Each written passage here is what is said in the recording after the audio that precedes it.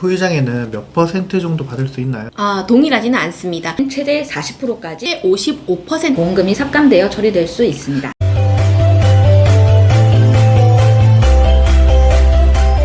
안녕하세요. 숨은 보험금을 찾아드리는 손해사정사 들입니다. 선생님, 오늘은 어떤 주제에 대해서 준비해 오셨나요? 네, 오늘은 손가락, 발가락 절단이 되었을 때 네. 후유장애 보험금을 받을 수가 있는지, 후유장애 보험금을 받을 수 있다면 얼마나 받을 수 있는지에 대해서 한번 알아보도록 하겠습니다. 선생님, 어떤 사고가 나면 절단상이라는 장애가 발생합니까? 네, 손가락의 경우 주로 프레스 작업이나 손을 이용해서 작업을 하시는 분들이 순간적인 실수로 손가락이 절단되는 경우가 많고요. 발가락의 경우에는 기존 당뇨가 있는 상태에서 외상을 입는 경우나 작업 중에 무거운 물건을 떨어뜨리면서 심한 골절상으로 더 이상 회생을 시키지 못하는 경우에 절단이 되는 경우가 많습니다. 선생님, 그럼 손가락이 절단되는 경우 후유장애는 몇 퍼센트 정도 받을 수 있나요? 또 손가락마다 지급받을 수 있는 보험금이 동일한지도 설명 한번 부탁드리겠습니다. 동일하지는 않습니다. 우리 개인보험 약관에서는 엄지손가락과 나머지 손가락으로 구분하고 있습니다. 엄지손가락 절단은 몇 퍼센트의 후유장애 보험금을 받을 수 있나요? 네, 엄지손가락 같은 경우에는 손가락뼈 일부를 잃었을 때에는 10%의 후유장애에 해당이 되고 네. 손가락을 잃었을 때에는 15%의 후유장애에 해당이 됩니다. 그럼 손가락 뼈를 잃었을 때와 손가락 뼈 일부를 잃었을 때를 알아야 될 것 같은데, 약관에서 말하는 손가락 뼈를 잃었을 때, 일부를 잃었을 때라면 그 정도가 어느 정도인지 설명 한번 부탁드릴게요. 네, 첫째 손가락을 보시면 접히면서 움직이는 네. 관절이 하나 보이시죠? 네. 이 관절을 지관절이라고 하는데, 이 지관절로부터 심장에 가까운 쪽, 손바닥 쪽으로 절단이 되면 손가락을 잃은 것이고, 먼 쪽으로, 손끝 쪽으로 절단이 되는 경우에는 손가락의 일부를 잃었을 때에 해당이 됩니다. 그럼 엄지 위에 나머지 손가락들은 관절이 이렇게 두 개씩 있는데 엄지손가락과 기준이 좀 다르겠죠? 후유장애 지급률도 이와 같이 달라지나요? 네, 그렇습니다.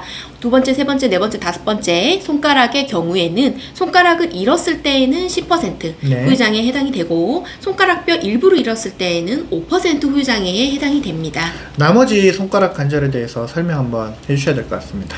네, 그 부분은 제가 설명드릴게요. 네. 말씀하신 것처럼 엄지를 제외한 나머지 손가락의 경우에는 관절이 두 개씩 보이는데요. 네. 심장, 즉 손바닥에 가까운 관절을 근위지 관절이라고 하고 네. 손바닥에서 먼 쪽 관절을 원위지 관절이라고 합니다.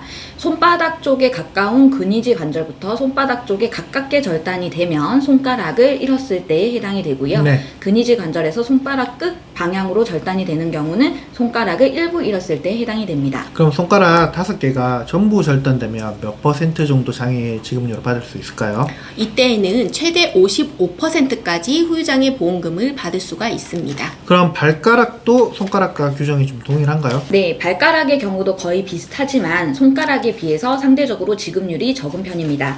첫 번째 발가락을 잃었을 때는 10%, 나머지 발가락을 잃었을 때는 5%, 첫 번째 발가락의 일부를 잃었을 때는 8%, 나머지 발가락의 일부를 잃었을 때는 3%에 해당을 합니다. 그럼 발가락이 전부 절단될 때는 지급률이 얼마인가요? 네, 발가락의 전부를 잃은 경우에는 최대 40%까지 인정받을 수가 있습니다.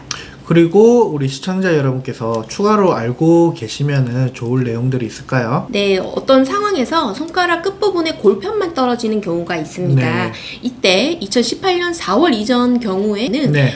절단된 것으로 인정을 받을 수가 있지만 네네. 2018년 4월 이후에 변경된 약관에서는 이 골편만 떨어지는 상태에 대해서는 보상하지 않는다고 규정하고 있습니다. 따라서 살짝 골편이 떨어진 정도의 상황이라면 본인이 가입하신 보험 가입 기간을 확인하시는 것이 좋겠습니다. 골편이 없어지거나 유리된 경우도 해당되니까 가입 기간 같이 좀 확인해 주시면 좋을 것 같고요.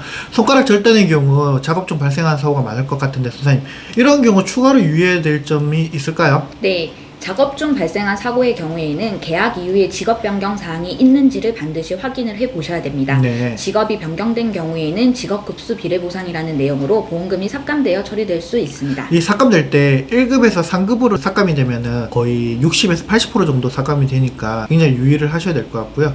직업이 변경된 경우라면은 청구 전에 전문가 꼭 상담을 먼저 받으시는 게 좋을 것 같습니다. 네, 맞습니다.